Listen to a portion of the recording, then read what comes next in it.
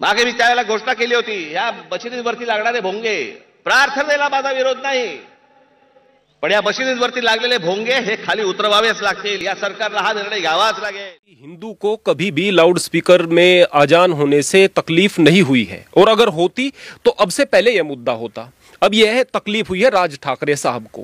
राज ठाकरे ने यह मुद्दा एक अपनी राजनीतिक महत्वाकांक्षा को लेकर के उठाया है। उसके पश्चात जो राजनीतिक विचारधारा वाले जो हिंदू लोग हैं उनके मस्तिष्क में यह बात फैलने लगी, फिर इसको फैलाया जा रहा है, फिर इनको मुद्दा बना दिया जाता है, नफरत के ये कारण बनते हैं। आपको अल्लाह से तकलीफ क्या है? अब वही अल्लाह है, वही ईश्वर है, वही खुदा है, वही रब है, वही गॉड है, वही तो है। अगर किसी के मन में परमात्मा के प्रति प्रेम होगा तो वह अल्लाह से भी प्रेम करेगा।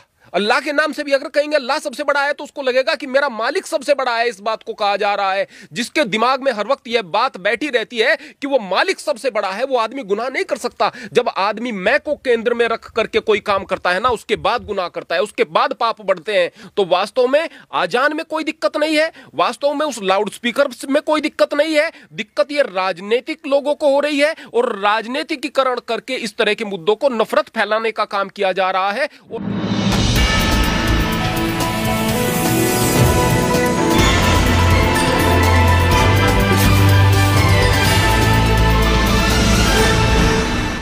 इस मंदिर पर लाउड स्पीकर लगे हुए हैं।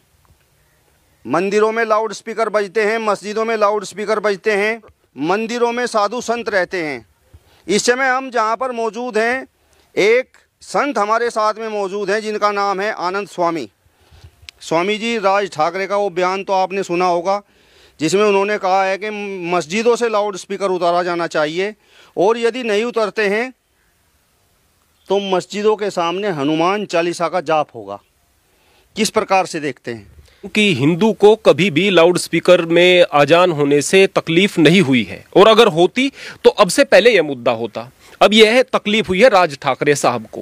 राज ठाकरे ने यह मुद्दा एक अपनी राजनीतिक महत्वाकांक्षा को लेकर के उठाया है। उसके पश्चात जो राजनीतिक विचारधारा वाले जो हिंदू लोग हैं उनके मस्तिष्क में यह बात फैलने लगी, फिर इसको फैलाया जा रहा है, फिर इनको मुद्दा बना दिया जाता है, नफरत के ये कारण बनते हैं। मैं सबसे पहले बता दूं, इस बात में कोई शक नहीं है कि पूजा का कोई मतलब नहीं है लाउड स्पीकर से। इस बात में कोई शक नहीं कि भक्ति के लिए लाउड स्पीकर की जरूरत नहीं है। लेकिन प्रश्न इस बात का भी है कि जो आजान का समय होता है वो तो 5 मिनट का भी नहीं होता, और उस इतने कम समय में भी अगर कोई परमात्मा के नाम को नहीं सुन पा रहा है तो आप उसकी जहनियत को सोच सकते हैं, उसकी मानसिकता को सोच सकते हैं वो कैसी है।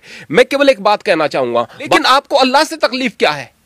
अब वही अल्लाह है, वही ईश्वर है, वही खुदा है, वही रब है, वही गॉड है, वही तो है। अगर किसी के मन में परमात्मा के प्रति प्रेम होगा तो वह अल्लाह से भी प्रेम करेगा। अल्लाह के नाम से भी अगर कहेंगे अल्लाह सबसे बड़ा है तो उसको लगेगा कि मेरा मालिक सबसे बड़ा है। इस बात को कहा जा रहा है। जिसके दिमाग में हर वक्त यह बात बैठी रहती है कि वो मालिक सबसे बड़ा है, वो आदमी गुनाह नहीं कर सकता। जब आदमी मैं को केंद्र में रख करके कोई काम करता है ना, उसके बाद गुनाह करता है, उसके बाद पाप बढ़ते हैं। तो वास्तव में आजान में कोई दिक्कत नहीं है, वास्तव में उस लाउड स्पीकर में कोई दिक्कत नहीं है। दिक्कत यह राजनीतिक लोगों को हो रही है, और राजनीतिकीकरण करके इस तरह के मुद्दों को नफरत फैलाने का काम किया जा रहा है। और फिर मैं बात बताना चाहता हूं, यदि आम जनता आम सहमति से इस बात के लिए तैयार होती है कि ये लाउड स्पीकर हटा देने चाहिए, तो मैं अपने मंदिर से शुरुआत करता हूं। मैं अपने पहले हटा दूंगा। मैं भी चाहता हूं, मैं केवल यहां पर 5 मिनट के लिए एक भजन चलाता हूं, सुबह शाम नियम है, एक भजन चलाता हूं, और वो भी भजन ऐसा जिसका कुछ अर्थ निकलता हो। वैसे नहीं बजेगा, अर्थ निकलता हो। केवल 5 मिनट तक केवल एक भजन। अगर हम कहें कि 4 बजे रेडियो बजा दी गई है, 4 बजे लाउड स्पीकर बजा दिए गए हैं, 2 घंटे तक बज रहे हैं, उससे कोई तकलीफ नहीं है। अरे इस तरह की विचारधारा को मस्तिष्क से निकाल करके आप आगे बढ़ने का काम कीजिएगा। विरोध उस चीज का करो जो विरोध करने लायक है।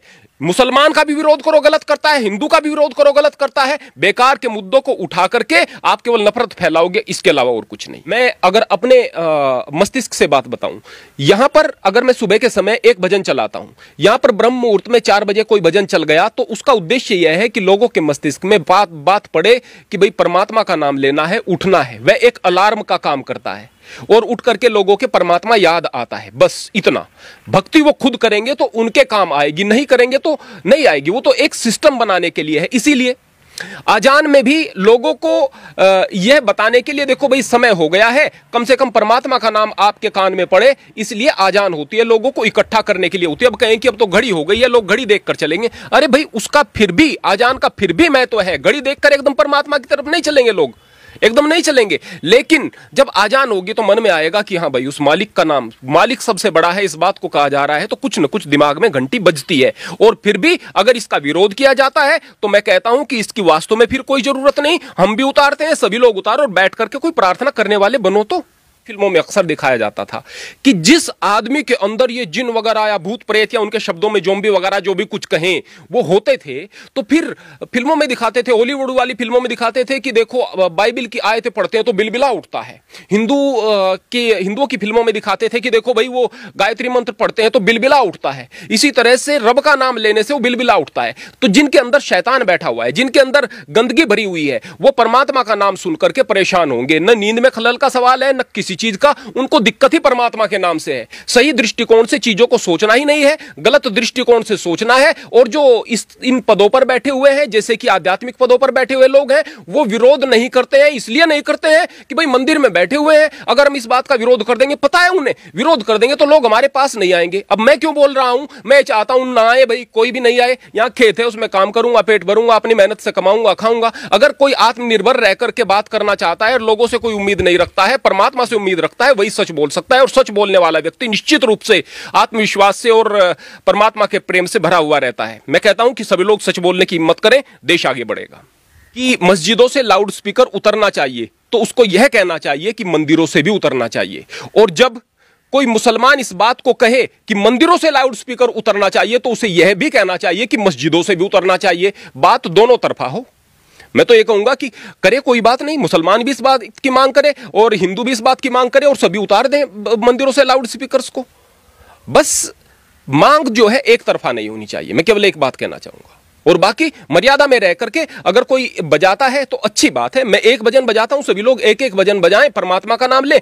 वो अगर अजान कर रहे हैं, 5 मिनट का समय नहीं लगता है भाई, नहीं लगता है, 2 मिनट से पहले खत्म हो जाती है। 2 मिनट में किसी को कोई दिक्कत नहीं होती है। हकीकत की बात यह है। और जो कहता है कि भाई ये केवल प्रचार कर रहे हैं, इस तरीके से हमारे दिमाग में क्लिक कर रहे हैं, अल्लाह सबसे बड़ा है और ये इस्लाम ये कर रहे हैं, अरे भाई आप लोगों की मानसिकता इतनी छोटी क्यों हो गई है? आप लोगों का धर्म आपकी धार्मिक मान्यताएं इतनी छोटी क्यों हो गई है? इतना खतरा क्यों हो गया है कि केवल अल्लाह के नाम से आपका धर्म बदल जाएगा? आप अपने धर्म को समझो तो, अपनी संस्कृति को समझो तो। इस सनातन संस्कृति के अंदर इतना सारा ज्ञान है, इतने सारे शास्त्र हैं, इतने सारे उपनिषद है, इतने सारे गूढ़ ज्ञान है। यदि आप इनको समझोगे तो धर्म आगे बढ़ेगा, लेकिन वो समझने नहीं है, वो पढ़ने नहीं है, दिक्कत अल्लाह से हो जाती है। ये दिक्कत की बात है।